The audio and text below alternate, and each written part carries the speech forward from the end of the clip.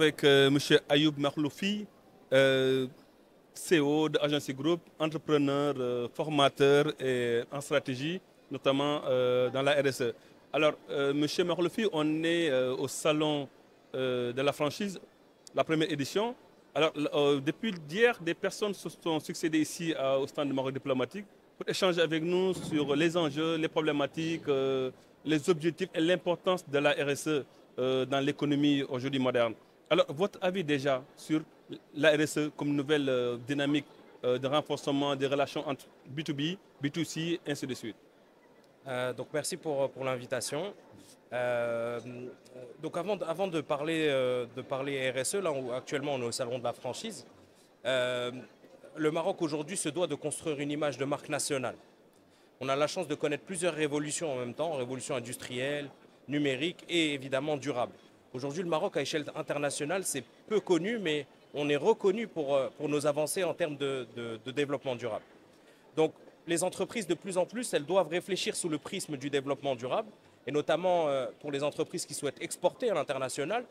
On prend un exemple concret, par exemple, si on veut travailler avec des pays nordiques, la Finlande, la Suède, aujourd'hui, dans leur cahier des charges d'achat, on demande certaines contraintes aux entreprises à respecter, évidemment, autour de la RSE.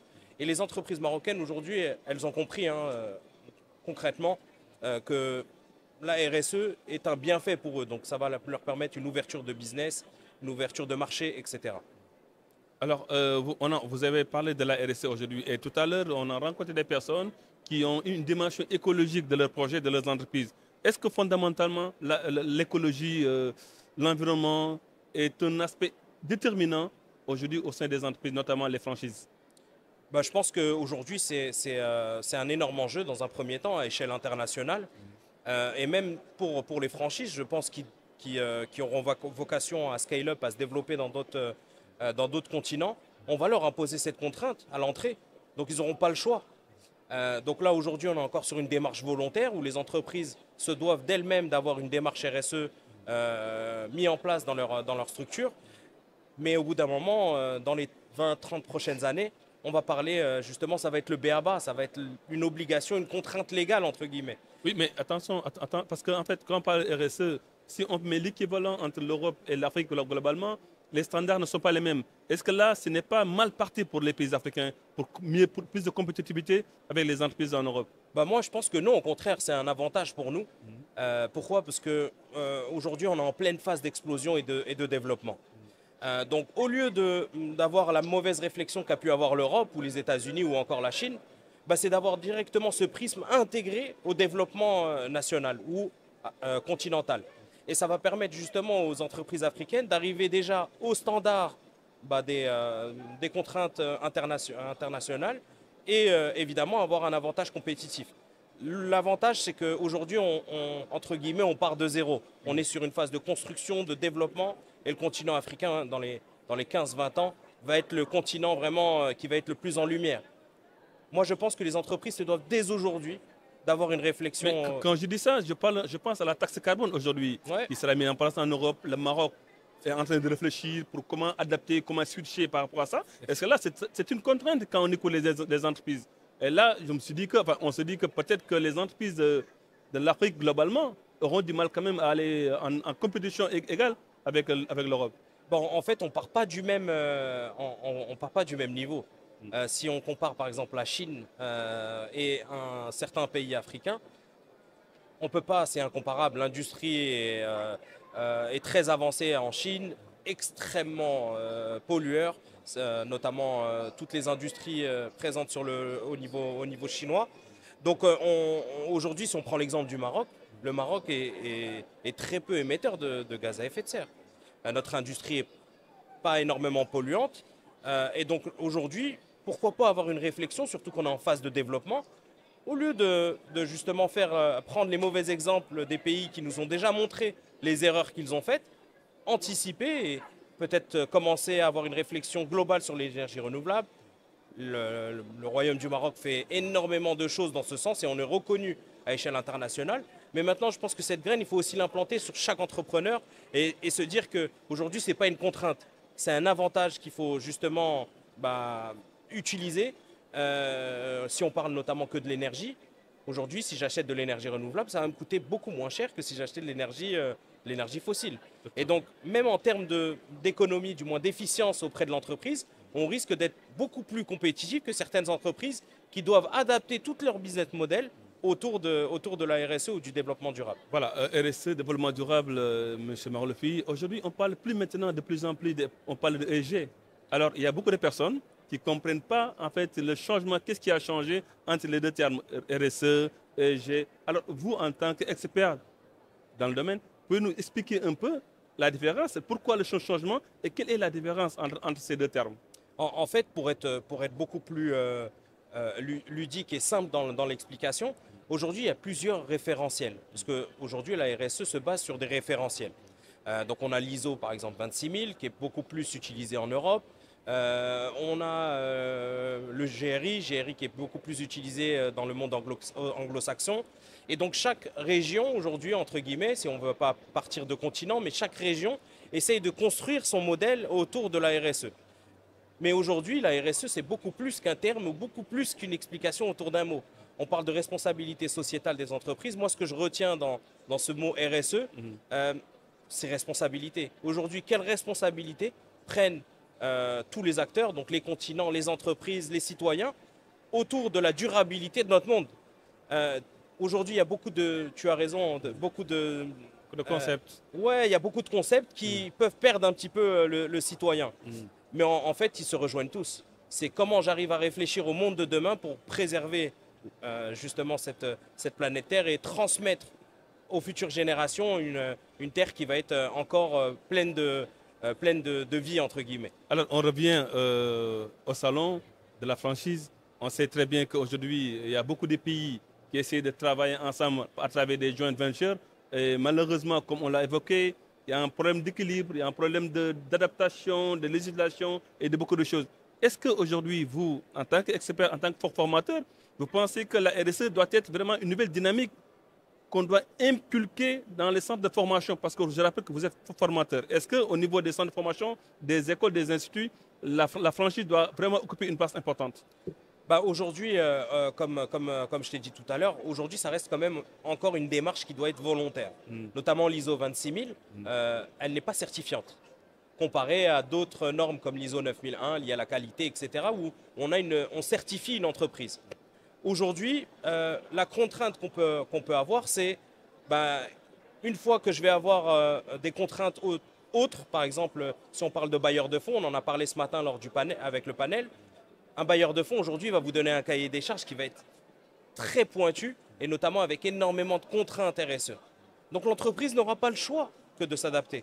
Et donc, au lieu d'attendre justement l'épée de Damoclès, je pense qu'aujourd'hui, les entreprises, qu'elles soient marocaines ou africaines, doivent déjà intégrer dans leur processus de réflexion la démarche RSE.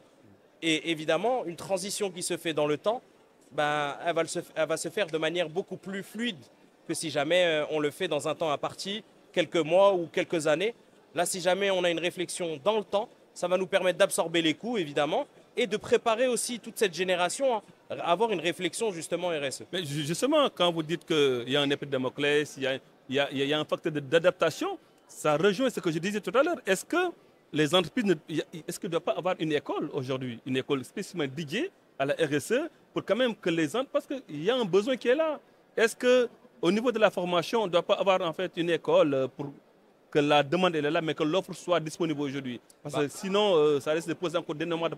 Effectivement, tu as totalement raison et tu pointes du doigt un gros souci. Demain, on aura besoin, si on parle concrètement sur le marché du travail, des gens qui sont formés à ce domaine-là. Il y a très peu de formations qui le proposent, que ce soit au Maroc ou de manière générale en Afrique. De plus en plus d'écoles ont compris que justement... l'intérêt d'avoir justement ces jeunes qui soient formés à cette réflexion-là.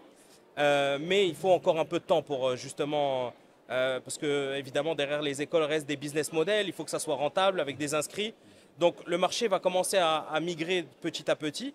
Et je pense que l'effort doit venir des entreprises. Aujourd'hui, il faut qu'on arrive à définir dans les entreprises, dans le tissu économique marocain, quel est le besoin en termes de formation, combien de personnes on a besoin de former, annuellement, biannuellement, ça dépend. Voilà, trouver un système de baromètre qui nous permet de dire aux écoles, voilà, sur l'année, il y a tant de postes qui s'ouvrent autour de la RSE et automatiquement les écoles vont vont rentrer sur le sujet et vont essayer de créer des diplômes ou des filières autour de ça. Alors, cela veut dire qu'en fait, on interpelle les pouvoirs publics quand même pour apporter une vision, un programme, un projet par rapport. Est-ce que vous, en tant qu'expert dans le domaine, vous voyez, vous pensez que les pouvoirs publics, le gouvernement, l'État globalement, est dans cette dynamique quand même de fournir en fait, aux entreprises ce besoin à travers des formations, à travers des centres de capacitation ou bien d'autres leviers qui permettent aux entreprises de se doter de moyens humains capables aujourd'hui de prendre en compte ces problématiques. Est-ce que l'État est présent dans ce secteur? Moi, je pense que l'État est très présent parce qu'on a compris qu'on avait vraiment un avantage compétitif par rapport à l'international. On a la chance d'être un continent qui est très ensoleillé, qui est avec énormément on va dire de qualité pour justement transformer le continent africain comme un continent durable. Donc l'État marocain aujourd'hui fait pas mal de choses. Il y a pas mal d'initiatives qui sont créées, pas mal d'instituts de recherche aussi, puisqu'on a besoin évidemment d'approfondir cette expertise. Donc il y a pas mal il y a une grosse dynamique autour de cette problématique-là. Aujourd'hui, je pense que ça doit être une réflexion beaucoup plus globale. L'État ne peut pas tout faire. Aujourd'hui, les entreprises aussi ont un énorme rôle à jouer là-dessus. Et on le voit, nous, avec le cabinet de formation que je porte, on voit que de plus en plus, dans les plans de formation annuels, il y a beaucoup plus de thématiques qui reviennent autour de la RSE et pas que, et aussi du numérique, parce que le numérique peut être aussi un excellent vecteur de bonnes pratiques dans les entreprises et surtout va permettre de mesurer ces bonnes pratiques et comment j'arrive à corriger et avoir cette amélioration continue. Donc l'État, effectivement, a son rôle à jouer, mais pas que. On ne peut pas tout lui demander. Il faut qu'aujourd'hui, il y ait un mouvement qui soit une réflexion globale, que ça parte du citoyen jusqu'aux entreprises en passant par les associations. Et à ce moment-là, on arrivera à avoir une réflexion qui va être macro. On va réfléchir tous ensemble à une évolution RSE du continent. Alors, M. Merlefi, on va arriver à la fin de notre entretien. Il y a deux points sur lesquels je voudrais quand même que vous puissiez répondre. C'est un, est-ce que la RSE devient une exigence au sein des entreprises? Le deuxième point, c'est qu'aujourd'hui, les gens pensent que certaines entreprises, que c'est du social, ce n'est pas une exigence. Est-ce qu'il ne devrait pas y avoir quand même des exigences au niveau de certaines entreprises, notamment par rapport à leur capital, par rapport à leur capacité quand même, que ce point soit une exigence au sein des entreprises? Bon, en fait, on en discutait hier, on était avec la CGM autour de ce sujet-là particulièrement et on en discutait. Et en fait, aujourd'hui, c'est simplement une incompréhension qui nous emmène vers le social. Donc, il y a des entreprises qui mettent la RSE sous le département ressources humaines. Donc, automatiquement, on aura les actions qui vont beaucoup plus tirer vers les ressources humaines. Idem pour la communication ou encore d'autres qui le mettent sous la fonction achat. En fait, aujourd'hui, ce qui est conseillé pour la RSE, c'est que ça soit rattaché directement à la direction générale pour qu'on ait une vision globale, parce que la RSE aujourd'hui regroupe les différentes sphères. Donc, le développement durable, pour l'avoir, il faut qu'on ait la sphère économique, sociale et environnementale. Et si on n'a pas une bonne mesure de ces trois sphères, automatiquement, on aura des actions qui vont être beaucoup plus sociales que d'autres. Donc, aujourd'hui, les entreprises, pour qu'elles puissent avoir vraiment une assise, vraiment une vue macro sur la partie RSE, il faut qu'il y ait déjà une réflexion qui soit globale et que la gouvernance soit convaincue des avantages de la RSE. Parce que dans mon passage, du moins avec pas mal d'entreprises qu'on accompagne, etc., on entend beaucoup le fait de ça coûte de l'argent. Mais voilà, c'est ça, l'aspect social. Ils pensent qu'il n'y a pas de retour sur l'investissement. Parce que quand même, c'est des entreprises qui gagnent et qui cherchent un profit. Donc, ils pensent que c'est du social. Il n'y a pas d'exigence. Il n'y a pas en fait quelque chose qui les oblige à faire ça. Est-ce que, c'est pour ça que je posais la question, est-ce qu'il n'y a pas une nécessité quand même de faire de la RSE quand même une exigence au sein des entreprises? Et ça, je pense que c'est l'État qui peut le faire. Moi aujourd'hui, oui, effectivement, il y a l'aspect légal. Aujourd'hui, on met en place des lois avec des décrets d'application où l'entreprise doit absolument se conformer. Là, on parle de conformité. Donc, si on parle d'actions volontaires, la RSE notamment, on parle beaucoup d'actions volontaires à ce jour. Demain, peut-être que ça viendra comme une mise en conformité. Mais la conformité, en fait. Parce que nécessairement, il y a des entreprises aujourd'hui qui pensent que la RSE c'est du social. Ça veut dire que les entreprises, quand même, c'est des entreprises, ils cherchent du profit et ils pensent qu'il n'y a pas d'exigence. Donc, du coup, ils le font quand ils veulent, où ils veulent. Et est-ce que nécessairement, il ne doit pas y avoir quand même des exigences pour que chaque entreprise quand même puisse respecter la norme RSE dans sa politique? Donc là, effectivement, tu parles de deux sujets qui sont aujourd'hui cruciaux pour cette fonction, entre guillemets, RSE. Donc il y a évidemment d'un côté la mise en conformité. Donc à partir du moment où l'État va mettre en place des dispositifs ou des lois, l'entreprise n'aura pas le choix que d'être conforme aux exigences de l'État. Ensuite, on a une seconde partie qui est la partie volontaire. Et aujourd'hui, la RSE part beaucoup d'une démarche volontaire. Et donc les entreprises aujourd'hui pensent que ça leur coûte de l'argent, beaucoup plus qu'avec un quasi néant en retour d'investissement. Moi, avec la petite expérience que j'ai, aujourd'hui, il faut mesurer pour pouvoir comprendre justement les impacts positifs que peut avoir la RSE. On va prendre un exemple concret lié au social. Si jamais je mets en place une dynamique sociale autour de mes collaborateurs, automatiquement, ça va leur permettre d'avoir une meilleure productivité. Donc, je vais gagner en compétitivité. Et donc, automatiquement, ma marge va augmenter, mon chiffre d'affaires. Et donc, je vais avoir un retour sur investissement, mais qui n'est pas visible directement. Si on prend un sujet encore plus concret, si on parle d'énergie. Si aujourd'hui, j'achète mon énergie moins chère, donc je vais automatiquement payer ma facture moins chère. Et donc, je vais faire de l'efficience en termes de charge. Et donc, un retour sur investissement. Et donc, les entreprises aujourd'hui doivent comprendre que investir, c'est bien.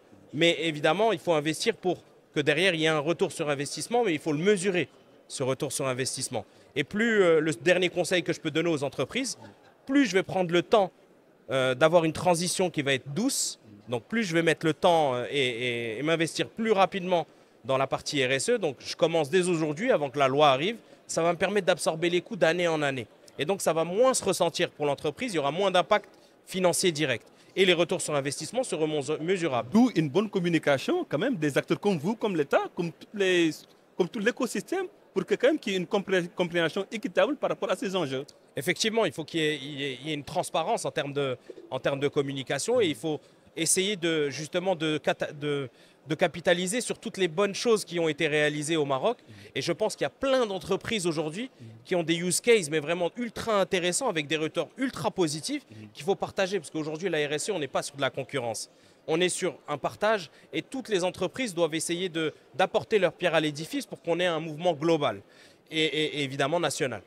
Merci beaucoup. Avec grand plaisir. Merci pour l'invitation. Au stand de Maroc diplomatique.